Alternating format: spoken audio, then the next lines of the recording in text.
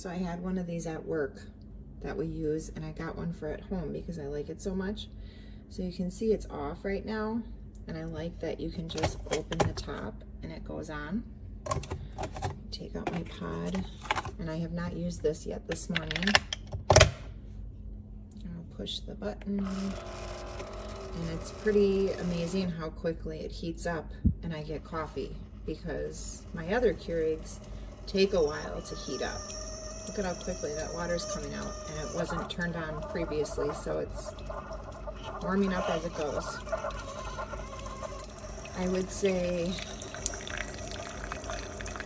the downside to this coffee machine, the only downside that I've found, is the water in the back. It only lets you get down to about here, maybe, and it says add water. There's still plenty of water in there to do a whole nother cup probably, but you have to add water when it gets down to that point. But you can see how quickly, and I like the 10 for my amount of coffee, but you can do 12 too.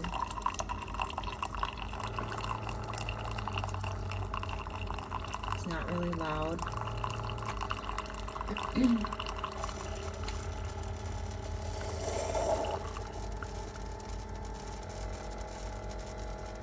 That's it. Probably what, a minute? So the top doesn't stay down all the way. It's very cheap plastic. Hard to keep clean. We've only used it 3 times. 3 cups of coffee and you have to refill. This is my old one, Keurig. Went out 35 days after the warranty. But humongous Reservoir, not so much. Plastic is not going to last very long. The coffee tastes like soap. Not a fan of this coffee pot. Maybe for like 30 bucks, sure. But the temperature, God, that looks so gross. The temperature does not get hot. The strong button doesn't really do anything. And the coffee tastes like soap. I'm probably returning this. So once I got this Keurig machine, I followed instructions. I opened the top and then I closed it. And then the lights came on, but they weren't blinking. So I tried anything possible to try and fix it, and I couldn't figure it out. So I looked online, and it turns out that here in the back, right here, is a little knob. You see that? Push it up and down. You need to squeeze that a couple of times, push it down hard. Sometimes it gets a little bit jammed and blocked. And once you do, bring the cover back down a couple of times, and then you're gonna find out the lights do start blinking, and you can brew the coffee. Otherwise,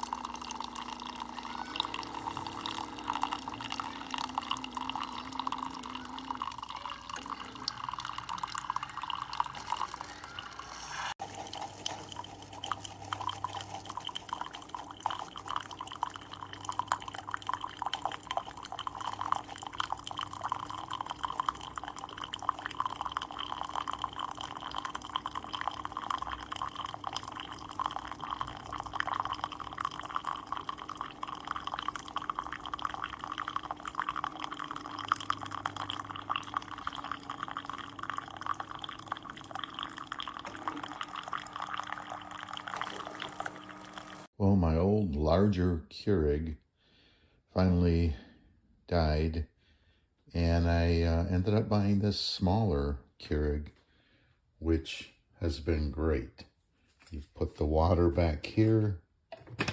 It has an indicator to tell you if you need water, and it doesn't even require you to turn it on. It'll click it, it turns on by itself. You've got 8, 10, 12 ounces.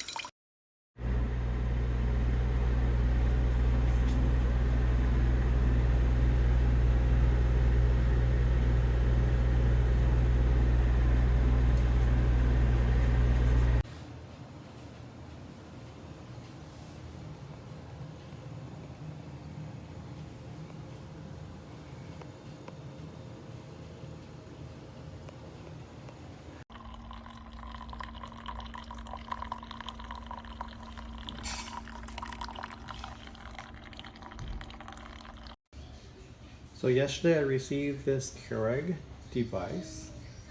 It's supposed to be for my wife's office, but she decided she'd rather just leave it here. Keeps a lot of water, plenty of cups for a single person or even a couple people, as long as they're not crazy heavy drinkers.